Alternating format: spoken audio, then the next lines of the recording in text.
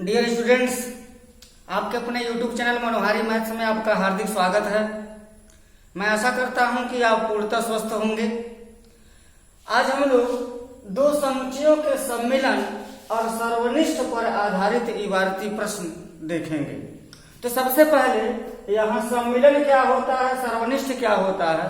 वैसे previous video में दो समुच्चयों का सम्मिलन यूनियन और दो समुच्चयों का सर्वनिष्ठ प्रतिच्छेद या इंटरसेक्शन पर चर्चा किया जा चुका है। तो आइए एक बार और यहाँ सम्मिलन और सर्वनिष्ठ पर विचार कर लेते हैं कि वह क्या है। जैसे मान लीजिए कि दो समुच्चय हैं, एक समुच्चय हो ए बी सी डी ई और दूसरा समुच्चय हो D E F G H I हो, मान लीजिए अवयव हो। तो सबसे पहले हम ए यूनियन बी को कैसे प्रदर्शित करते हैं। ए यूनियन बी होता क्या है, समुच्चयों ए और बी के अवयवों को जब हम मिला देते हैं तो वही सम्मिलन हो जाता है, यूनियन हो जाता है। तो इसको A B C D E F G H और आई से प्रदर्शित कर देंगे। यहाँ डी और ई इसमें भी है, इसमें भी है, तो डबल नहीं लिखते हैं। और अगर हमको ए इंटरसेक्शन बी को प्रदर्शित करना हो, ए इंटरसेक्शन बी प्रदर्शित करेंगे तो समुच्चयों ए और बी में जो अवयव उभयनिष्ठ हैं उन्हीं को यहाँ पर लिख दिया जाता है। तो उभयनिष्ठ अवयव मतलब कॉमन अवयवों को लिख लेते हैं। कॉमन अवयव यहाँ डी और ई है। अब इसको अगर हमको दिखाना हो कि कहाँ है यह, तो A B C D E F G H दो समुच्चयों हैं ए और बी, उनको वेन डायग्राम से दिखाने के लिए पहले हम वृत्त का प्रयोग कर लेते हैं। और वृत्त का प्रयोग करेंगे तो यहाँ क्या हो जाएगा, डी और ई को सबसे यहाँ बीच में लिख लेंगे क्योंकि वो उभयनिष्ठ है। और उसके बाद से ए बी सी को यहाँ लिख लेंगे और समुच्चय बी को डी और ई तो पहले लिखा जा चुका है, एफ जी एच और आई यहाँ लिख दिया जाता है। तो जब हमको ए यूनियन बी प्रदर्शित करना रहेगा, इन्हें दिए हुए समुच्चयों पर ए यूनियन बी का भी प्रकरण है और ए इंटरसेक्शन बी का भी प्रकरण है। तो इसको हमको दिखाने के लिए क्या करना पड़ेगा, समुच्चयों ए और समुच्चयों बी को छायांकित कर दिया जाएगा और यह छायांकित भाग ए यूनियन बी कहलाता है। इसी प्रकार इंटरसेक्शन की अगर हम बात करें तो इंटरसेक्शन में दो अवयव डी और ई मिलेंगे और इसको भी हम यहाँ लिख लेंगे डी और ई। उसके बाद से A B C E F G H और आई लिख देंगे। बात इंटरसेक्शन की है तो इंटरसेक्शन मतलब दोनों में जो प्रतिच्छेद है सर्वनिष्ठ है उसी को लिखा जाएगा। सर्वनिष्ठ है क्या, अवयवों डी और ई वाला क्षेत्र सर्वनिष्ठ है। तो ये जो छायांकित भाग हो गया ए इंटरसेक्शन बी हो गया। तो प्यारे बच्चों, ये है समुच्चय और समुच्चय को वेन डायग्राम से प्रदर्शित करने की विधि हो गई। अब यहाँ लिखा है पर आधारित प्रश्न। इस पर किस तरह के आधारित प्रश्न बनेंगे, तो दो सूत्र हैं यहाँ, उसको आइए उस सूत्र को देखते हैं। अब बात करते हैं समुच्चय ए के अवयवों की संख्या पर। समुच्चय ए, समुच्चय बी, समुच्चय ए यूनियन बी और समुच्चय ए इंटरसेक्शन बी, इनके अवयवों पर अगर हम विचार करें तो देखेंगे क्या, समुच्चय ए में कितने अवयव हैं, नंबर ऑफ ए बराबर कितना है, 1 2 3 4 5। समुच्चय बी में कितना अवयव है, नंबर ऑफ बी बराबर 1 2 3 4 5 6।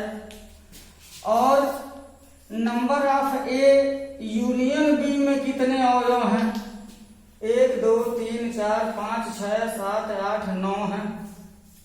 और number of A intersection B कितना है, वो है संख्या 2 की। 2 लोग हैं, यहाँ पर 2 लिखा जाएगा। तो बच्चों यहाँ number of A, number of B, number of A union B, number of A intersection B में एक संबंध है, उसी संबंध को हम लोगों को जानना है और इस उदाहरण से उसको आपको प्रूव कर लेना है, देख लेना है, ताकि वो हमेशा सूत्र याद रहे। तो आइए वो सूत्र क्या है देखा जाए। तो सूत्र है वो number of A union B बराबर number of A plus number of B और minus number of A intersection B. ये सूत्र है। Number of A union B बराबर number of A plus number of B minus number of A intersection B. इसी सूत्र में ये जो हम उदाहरण लिए हैं उसके अवयवों की संख्या को भरेंगे तो हम पाएंगे कि लेफ्ट हैंड साइड और राइट हैंड साइड दोनों बराबर आएगा। देखते हैं नंबर ऑफ ए कितना है। नंबर ऑफ ए कितना है 5 है। नंबर ऑफ बी कितना है 6 है और number of A intersection B कितना है 2 है। तो इसमें घट जाएगा तो बराबर क्या हो जाएगा 6 5 11 और 2 घट जाएगा तो हो जाएगा कितना 9 हो जाएगा। और यहाँ देखें number of A union B बराबर 9 है, अर्थात जो संख्या हमारी है वो दोनों आपस में क्या है बराबर है।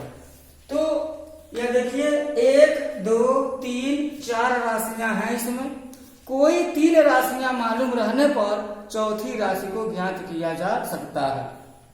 अब आइए इसको हम वेन डायग्राम से जरा देख लेते हैं। नंबर ऑफ ए बराबर कितना है 5 है। 1 2 3 4 5 है, यह 5 ए हो गया। नंबर ऑफ बी 6 है। 1 2 3 4 5 6 है। Number of A intersection B कितना है 2 है, दोनों में उभयनिष्ठ है।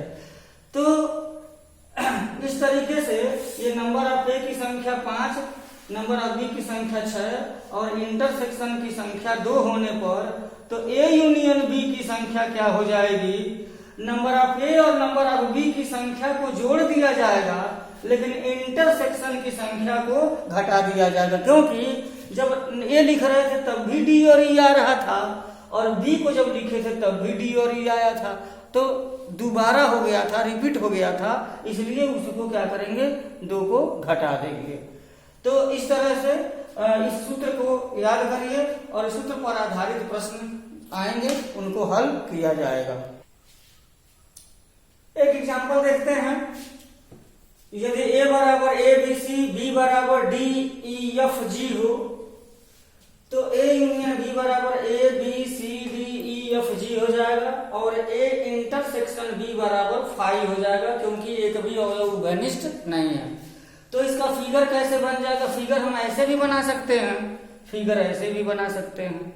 इसमें ये जो दोहरा वाला भाग है इसमें कुछ लिखना नहीं है, क्योंकि कोई अवयव ही नहीं है तो नहीं लिखेंगे।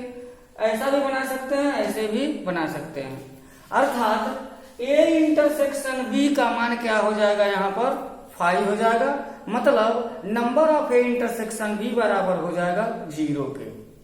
तो देखते हैं यहाँ जो हमारा फार्मूला है number of A union B बराबर number of A plus number of B minus number of A intersection B, उसमें अगर आप मान भरेंगे तो 3 धन 4 ऋण 0, क्योंकि 0 है यहाँ, तो बराबर 3 धन 4 बराबर 7 हो जाएगा।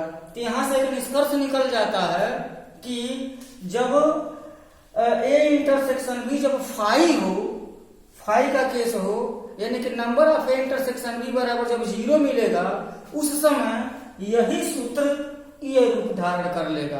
अर्थात number of A union B बराबर number of A plus number of B, ये इस सूत्र को हम ध्यान रखेंगे।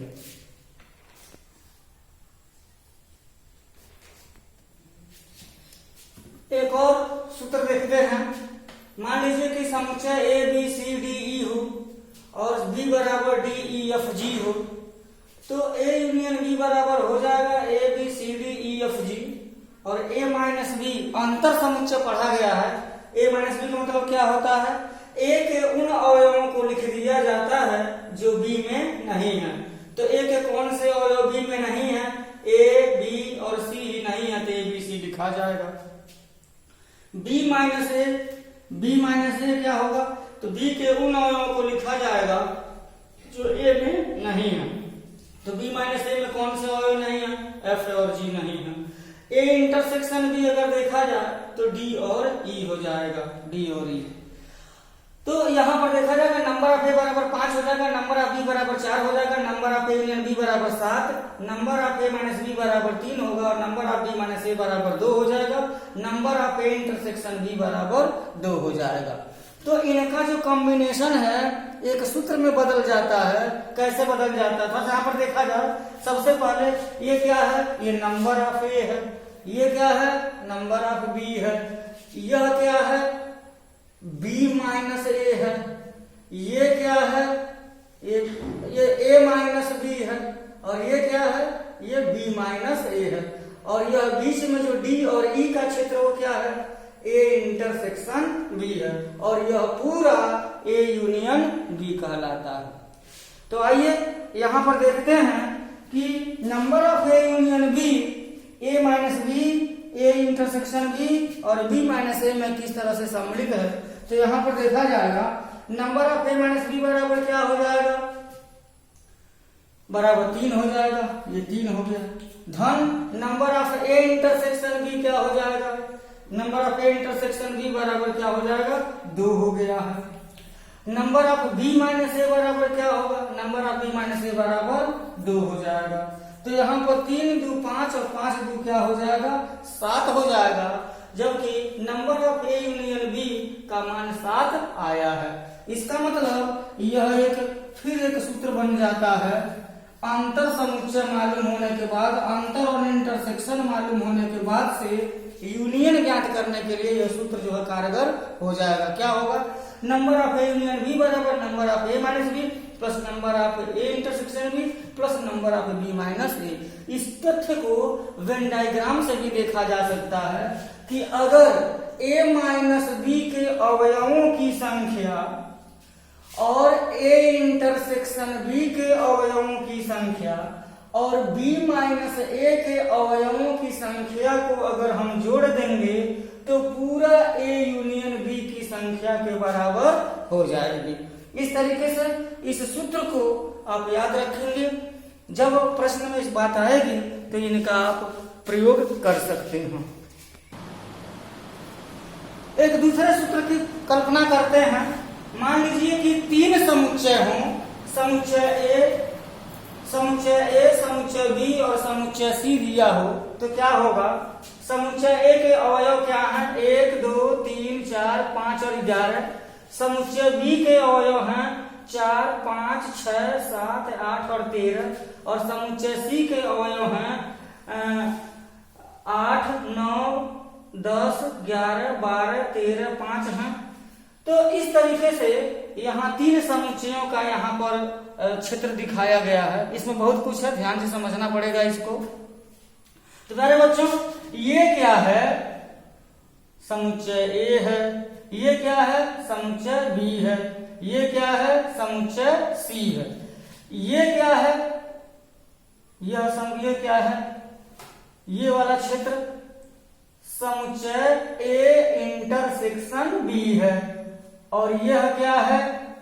समुच्चय बी इंटरसेक्शन सी है और यह क्षेत्र कौन सा है? समुच्चय सी इंटरसेक्शन ए है। इंटरसेक्शन का मतलब जो दोनों के अधिकार क्षेत्र में हो इंटरसेक्शन या प्रतिच्छेद कहलाएगा। तो बात क्लियर हो गई होगी। और ए यूनियन बी की अगर हम बात करें तो 1 से लेकर के 13 तक के सब अवयव ए यूनियन बी में आ जाएंगे। अब यहाँ पर हम ये देख लेते हैं कि ए इंटरसेक्शन बी क्या हो जाएगा? ए इंटरसेक्शन बी हो जाएगा हमारा 4 5 हो जाएगा और ए बी इंटरसेक्शन सी क्या हो जाएगा? बी इंटरसेक्शन सी में हो जाएगा 5 8 और 13। उसके बाद से सी इंटरसेक्शन ए क्या हो जाएगा? सी इंटरसेक्शन ए हो जाएगा 5 और 11। इतना हो गया। एक क्षेत्र ऐसा है, ये जो क्षेत्र है यहाँ, ये क्षेत्र तीनों समुच्चयों में सम्मिलित है। ध्यान दीजिएगा, यह क्षेत्र ए में भी है, यही क्षेत्र बी में भी है और यही क्षेत्र सी में भी है। इसको कहते हैं कि A intersection B intersection C, उसमें कौन सा अवयव आएगा? तो मात्र एक अवयव, और वो है क्या? 5 है। इसको यहां पर हम रख देंगे। अब देखते हैं कि नंबर की बात करते हैं यहाँ, तो क्या हो जाएगा? नंबर ऑफ ए बराबर कितना है? 1 2 3 4 5 6। नंबर ऑफ ए बराबर 6 हो गया। नंबर ऑफ बी बराबर कितना है? 1 2 3 4 5 6, 6 अभी है। और नंबर ऑफ सी बराबर कितना हो गया? नंबर ऑफ सी बराबर 1 2 3 4 5 6 7 है यहाँ। फिर number of A union B बराबर कितना है? तो 1 से लेकर के लगातार 13 तक है, तो इसमें 13 अवयव हो जाएंगे। और number of A intersection B कितना है?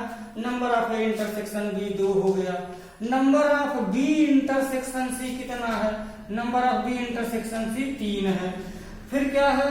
Number of C intersection A कितना है? तो सी इंटरसेक्शन यहाँ पर 2 है। और फिर number of A intersection B intersection C कितना होगा?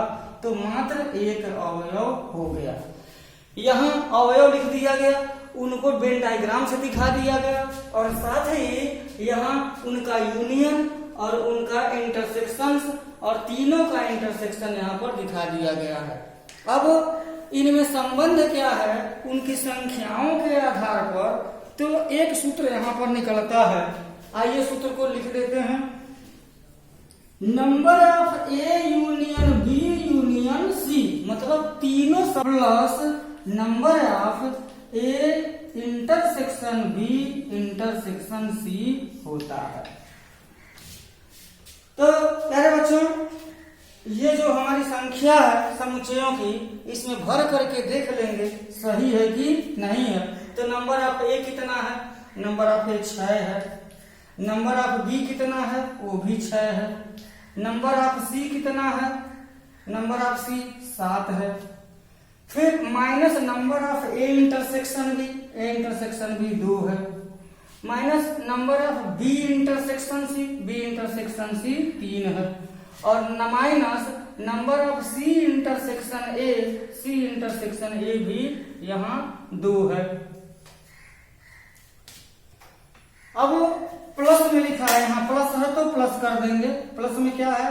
Number of A intersection B intersection C, तो यहाँ number of A intersection B intersection C, यही है number of A intersection B intersection C.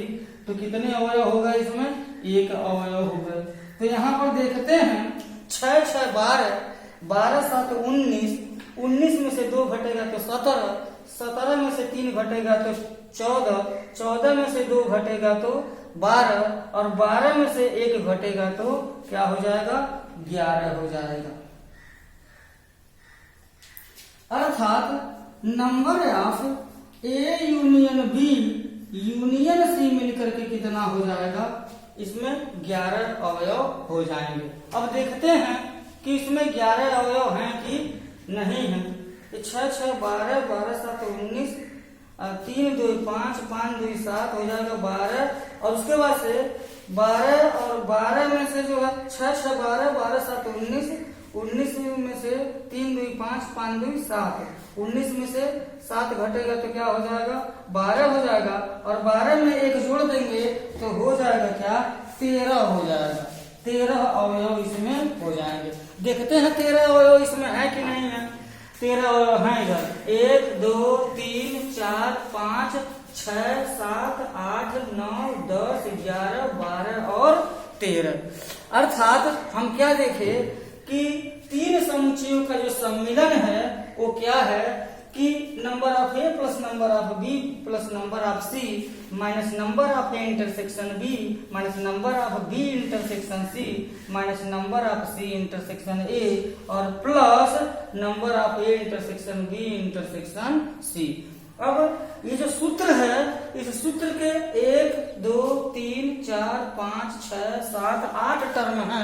8 terms को हम यहाँ इस वेन डायग्राम में देख सकते हैं। अब चलते हैं एक्सरसाइज पर। प्रश्नावली 1.6 NCERT बुक से है यह। तो पहला प्रश्न इसमें दिया है कि दो ऐसे समुच्चय x और y हैं कि उनके नंबर ऑफ x बराबर 17 है और नंबर ऑफ y बराबर 23 है, number of x union y बराबर 38 है। तो number of x intersection y ज्ञात करना है। तो सबसे पहले तो हम ये जानेंगे कि इसमें कौन सा सूत्र लगेगा। तो दो समुच्चय हैं, दो समुच्चयों वाला सूत्र लग जाएगा। यहाँ दो समुच्चय वाला सूत्र क्या होता है, number of x union y बराबर number of x plus number of y minus number of x intersection y हो जाएगा। ये हमारा फार्मूला है। अब इस फार्मूला में जब हम मान भरेंगे तो क्या हो जाएगा, number of x union y के मान भर देंगे तो हो जाएगा 38, नंबर ऑफ x का मान कितना हो जाएगा 17, नंबर ऑफ y हो जाएगा 23 और minus number of x intersection y, वही तो हमें ज्ञात करना है तो उसको हम वैसे ही लिख देंगे।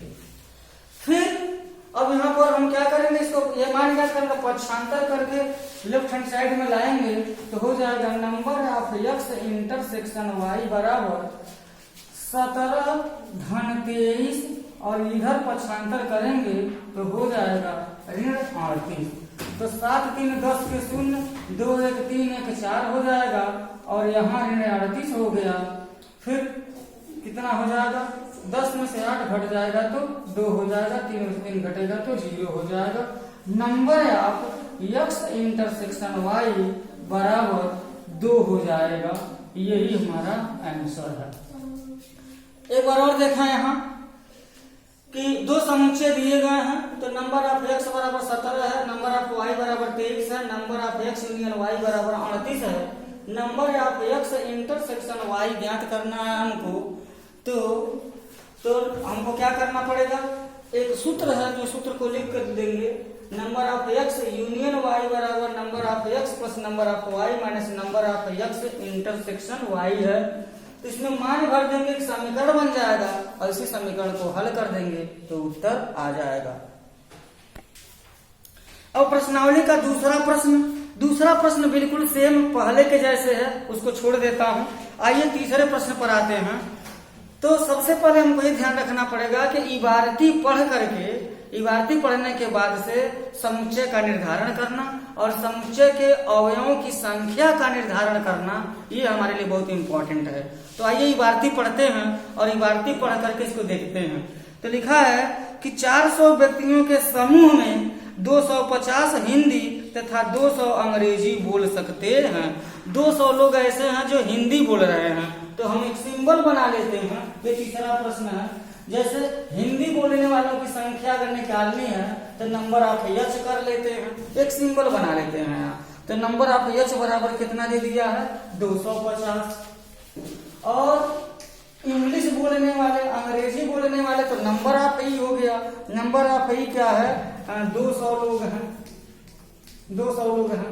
और 400 व्यक्ति हैं, कुल 400 व्यक्ति हैं, तो क्या हो जाएगा, नंबर ऑफ ये दोनों मिला करके हो जाएगा तो h यूनियन ई हो जाएगा, बराबर हो जाएगा 400।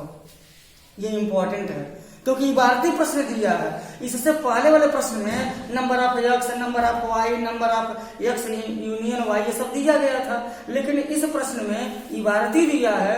तो इबारती पढ़ने के साथ साथ आपको इस बात को ख्याल रखना पड़ेगा कि हम समुच्चय का नाम क्या रखें और समुच्चयों की संख्या कैसे निर्धारित करें।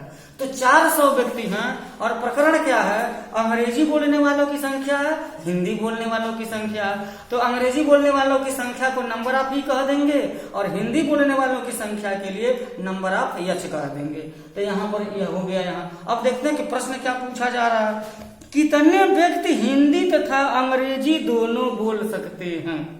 कितने व्यक्ति हिंदी तथा अंग्रेजी दोनों, तो हिंदी और अंग्रेजी दोनों बोलने वाले इंटरसेक्शन हो जाएगा। अब इसको भी डायग्राम से भी हम देख लेंगे तो हो जाएगा नंबर ऑफ एच इंटरसेक्शन ई, ये हो जाएगा प्रश्न हो जाएगा। अगर हम सिर्फ सूत्र की बात करते हैं तो केवल सूत्र से भी हल हो जाएगा, केवल वेन डायग्राम से बात करते हैं तो केवल वेन डायग्राम से भी हल हो जाएगा। तो आइए सबसे पहले सूत्र सीखा गया है, सूत्र पर देखते हैं। तो सूत्र क्या हो जाएगा हमारा, number of H union E बराबर हो जाएगा number of H plus number of E और minus number of H intersection E हो जाएगा। हम पढ़े number of A union B बराबर number of A plus number of B minus number of A intersection B. उसके आधार पर H और ई हो जाए, एक्स और वाई हो जाए, पी और क्यू हो जाए, डजंट मैटर। हम इसको हम लिख सकते हैं यहाँ। तो नंबर ऑफ एच कितना है यहाँ 200 है। नंबर ऑफ ई कितना है, नंबर ऑफ एच जो 250 है। नंबर ऑफ ई कितना है यहाँ 200 है।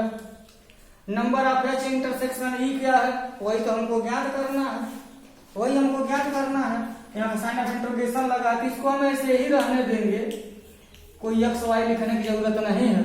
और नंबर ऑफ एच यूनियन ई कितना है 400 लोग हैं। अब इनको पक्षांतर करके हम लेफ्ट हैंड साइड में लाएंगे तो धन हो जाएगा एन एच इंटरसेक्शन ई बराबर ये हो जाएगा 250 और 200 क्या हो जाएगा 450 और ये धन 400 है, पक्षांतर करेंगे तो ऋण 400 हो जाएगा। नंबर ऑफ एच इंटरसेक्शन ई बराबर 50 हो जाएगा। अर्थात 50 लोग ऐसे हैं जो हिंदी और अंग्रेजी दोनों पढ़ते हैं। आइए इसको हम देखते हैं वेन डायग्राम से। तो वेन डायग्राम कैसे होता है, वेन डायग्राम से इसी प्रश्न को अगर हम हल करते हैं तो हमारे पास दो समुच्चय हैं एच और ई। तो एच और ई का दो यहाँ पर वृत्त बना देंगे। चूंकि उसमें दोनों इंटरसेक्शन भी है, हिंदी और अंग्रेजी दोनों पढ़ने वाले लोग हैं तो इंटरसेक्शन फाई नहीं है, इसलिए हमको यहाँ दिखाना पड़ेगा तो फिगर भी बना देंगे। आप प्रश्न कर सकते हैं कि कैसे आप समझ गए कि इसको हमको ओवरलैप करके जो है चित्र बनाना है, क्यों नहीं अलग अलग सेपरेट बनाना है। तो बेटा यह एक संयुक्त समुच्चय है, क्योंकि केवल हिंदी पढ़ने वाले लोग भी हैं और हिंदी पढ़ने वाले लोग भी हैं, अंग्रेजी पढ़ने वाले लोग भी हैं और हिंदी और अंग्रेजी दोनों पढ़ने वाले लोग हैं जिनकी संख्या हमको ज्ञात करनी है। तो आइए देखते हैं। तो सबसे पहले यहाँ हम ये लिखते हैं कि मान लेते हैं कि हिंदी और अंग्रेजी पढ़ने वाले लोगों की संख्या कितनी है, यक्स है, यक्स मान लेंगे। अब देखिए हिंदी पढ़ने वालों की संख्या कितनी है, हिंदी पढ़ने वालों की संख्या कितनी है 250 है। तो देखिए हिंदी का क्षेत्र यहां से यहां तक है, ध्यान से इसको समझिएगा। हिंदी पढ़ने वाले लोगों की संख्या इतनी है और इसमें यक्स ऐसे हैं जो अंग्रेजी भी पढ़ना पढ़ते हैं। तो केवल हिंदी कितने लोग पढ़ते हैं, ये केवल हिंदी पढ़ने वालों का क्षेत्र है। तो क्या हो जाएगा, कुल हिंदी पढ़ने वाले 250, उसमें अंग्रेजी पढ़ने वाले यक्स हैं, तो केवल हिंदी पढ़ने वाले 250 माइनस यक्स हो जाएगा। आपको बात समझ में आ जाए। फिर देखिए अंग्रेजी पढ़ने वाले लोग कितने हैं 200 हैं। इतना क्षेत्र है अंग्रेजी पढ़ने वाले का जिसमें से 200 लोग हैं, लेकिन यक्स व्यक्ति ऐसे भी हैं जो हिंदी भी पढ़ते हैं, हिंदी के क्षेत्र में भी हैं, हिंदी भाषी भी हैं। तो केवल अंग्रेजी पढ़ने वाले लोग कितने हो जाएंगे, 200 में से यक्स घटा देंगे। ये हो गया इतना। अब हमारा समीकरण क्या बनेगा, समीकरण हमारा क्या बनेगा, समीकरण ये बनेगा केवल हिंदी पढ़ने वाले लोग, केवल अंग्रेजी पढ़ने वाले लोग और हिंदी और अंग्रेजी दोनों पढ़ने वाले लोगों की संख्या का जो सम्मिलन होगा वो किसके बराबर होगा, 400 के हो जाएगा। कुल लोगों की संख्या के बराबर हो जाएगी। ये हमारा समीकरण बन जाएगा। तो आइए देखते हैं समीकरण बना करके। ये हो जाएगा 200 ऋण यक्स और ये हो जाएगा धन यक्स और हो जाएगा यहाँ 250 ऋण यक्स। ये हो गया। अब बराबर कितना हो जाएगा, बराबर हो जाएगा 400।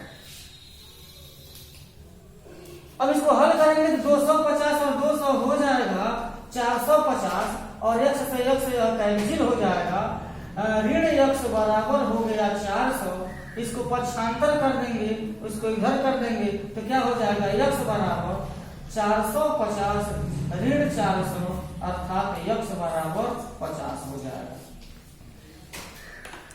तो डियर स्टूडेंट्स, एक प्रश्न को दो तरीके से हल किया, एक सूत्र के माध्यम से हल कर लिया गया और एक वेन डायग्राम के माध्यम से हल कर लिया गया। ये प्रश्न बोर्ड एग्जाम में भी आते हैं, कंपटीशन में भी आते हैं, तो समय का ख्याल रखने के लिए आप ऐसा प्रयोग कर सकते हैं।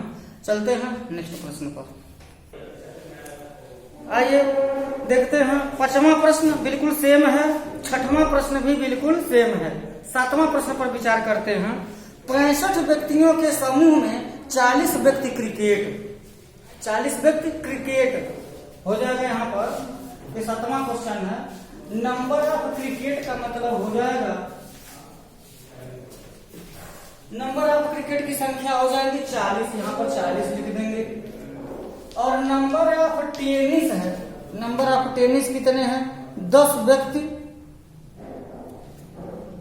क्रिकेट, 10 व्यक्ति क्रिकेट तथा टेनिस दोनों खेलते हैं। कितने व्यक्ति केवल टेनिस को पसंद करते हैं किंतु क्रिकेट को नहीं, कितने व्यक्ति टेनिस को पसंद करते हैं। तो नंबर ऑफ टी बराबर प्रश्न है यहाँ। और क्या है, 10 व्यक्ति क्रिकेट और टेनिस दोनों पसंद करते हैं, यानी कि number of C intersection T, जब दोनों की बात आएगी तो इंटरसेक्शन हो जाएगा। कितने हैं, 10 लोग हैं। अच्छा, कुल व्यक्ति कितने हैं, 65 हैं, तो 65 क्या हो जाएंगे, ये हो जाएंगे number of C union T, cricket और टेनिस दोनों खेलने वालों की संख्या क्या हो जाएगी, यहाँ 65 हो जाएगी। तो अब हमको करना क्या है, ये मान हमको ज्ञात करना है। तो प्रश्न में लिखा है कितने व्यक्ति टेनिस पसंद करते हैं और कितने व्यक्ति केवल टेनिस पसंद करते हैं। तो यहाँ पर हम इसको हल कर लेंगे। नंबर ऑफ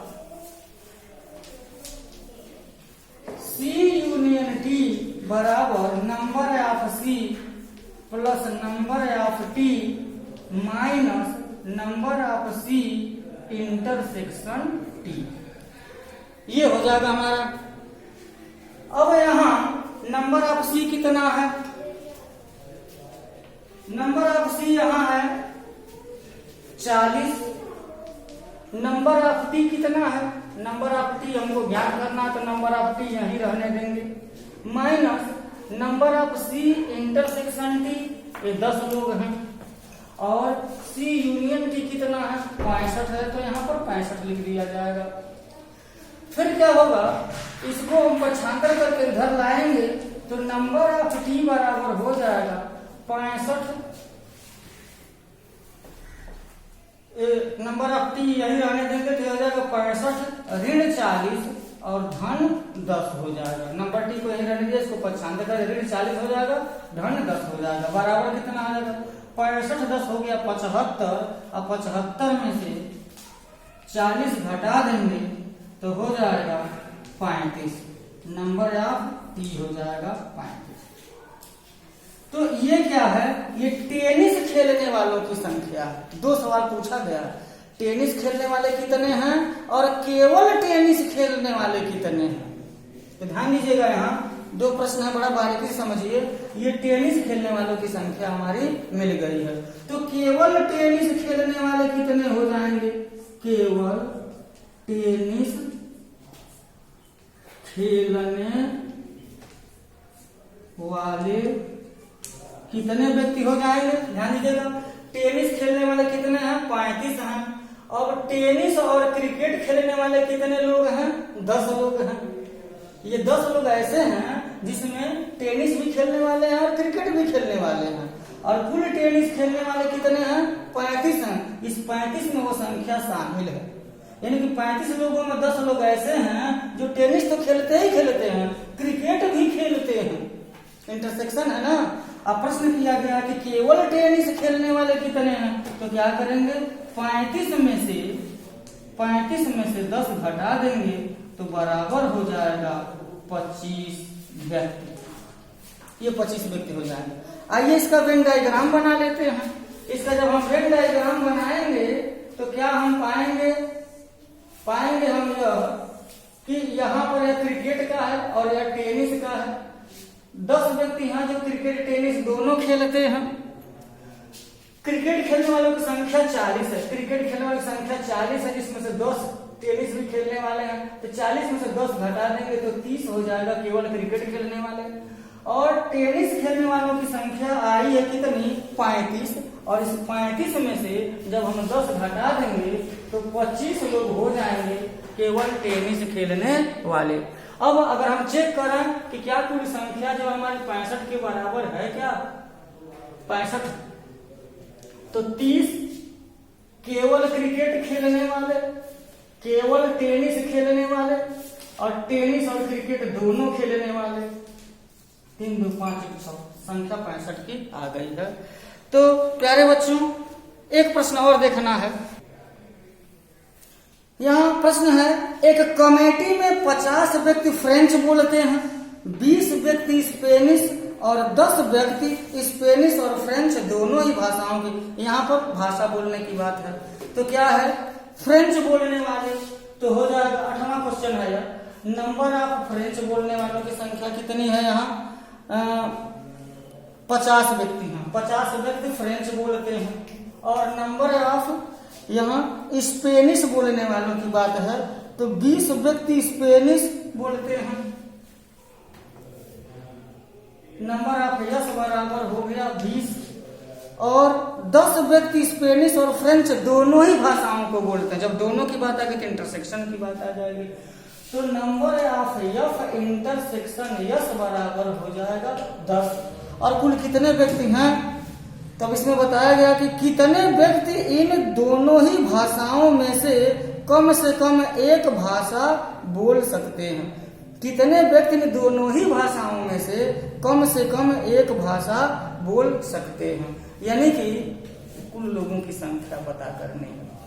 दोनों की बात है, कितने व्यक्ति ये वो कम से कम, और ये निश्चित हो कि उस समूह में इन दोनों भाषाओं में से कम एक भाषा वो अवश्य जानता हो, तब जाकर के यह प्रश्न हमारा हल हो पाएगा। तो क्या हो जाएगा? Number of F union yes. इस प्रश्न में सिर्फ भाषा चेंज हुआ है और कोई बात नहीं है। तो यहाँ पर number of F plus number of S और minus number of F intersection S हो जाएगा। तो नंबर ऑफ यफ कितना है? 50 व्यक्ति हैं फ्रेंच बोलने वाले, और 20 व्यक्ति हैं स्पेनिश बोलने वाले, और 10 व्यक्ति हैं फ्रेंच और स्पेनिश दोनों बोलने वाले। तो 50 20 हो गया 70, और इसमें से घटा देंगे तो 60 हो जाएगा। Number of F union yes हो जाएगा। इसको वेन डायग्राम से देख लेते हैं। ये बात है फ्रेंच बोलने की और स्पेनिश बोलने की। 10 व्यक्ति हैं जो फ्रेंच स्पेनिश दोनों बोलते हैं, और यहाँ पर 50 व्यक्ति हैं जो केवल फ्रेंच बोलते हैं। तो इसमें से 50 में से 10 घटा देंगे तो 40 लोग जो है केवल फ्रेंच बोलेंगे, और स्पेनिश बोलने वालों की संख्या 20 है, 10 फ्रेंच भी बोलते हैं, अर्थात 10 लोग ऐसे हैं जो हमारे ये स्पेनिश बोलते हैं। तो यहाँ पर हम देख सकते हैं केवल फ्रेंच बोलने वालों की संख्या, केवल स्पेनिश बोलने वालों की संख्या, फ्रेंच और स्पेनिश दोनों बोलने वालों की संख्या कितनी हो जाएगी? 40 10 50 10 60 हो जाएगी। हाँ, इस तरीके से हमारा उत्तर हो गया है। तो डियर स्टूडेंट्स, 2 समुच्चयों के सम्मिलन और सर्वनिष्ठ पर आधारित प्रश्न का ये जो प्रश्नावली है 1.6 एनसीईआरटी बुक का ये समाप्त हुआ। आप इसको देखेंगे, सुनेंगे, और 2-3 क्वेश्चन इसमें मैं छोड़ दिया हूं क्योंकि वो बिल्कुल सेम उसी तरीके के हैं, उनको आप हल करने में सक्षम हो जाएंगे, ऐसी मेरी आशा है। धन्यवाद।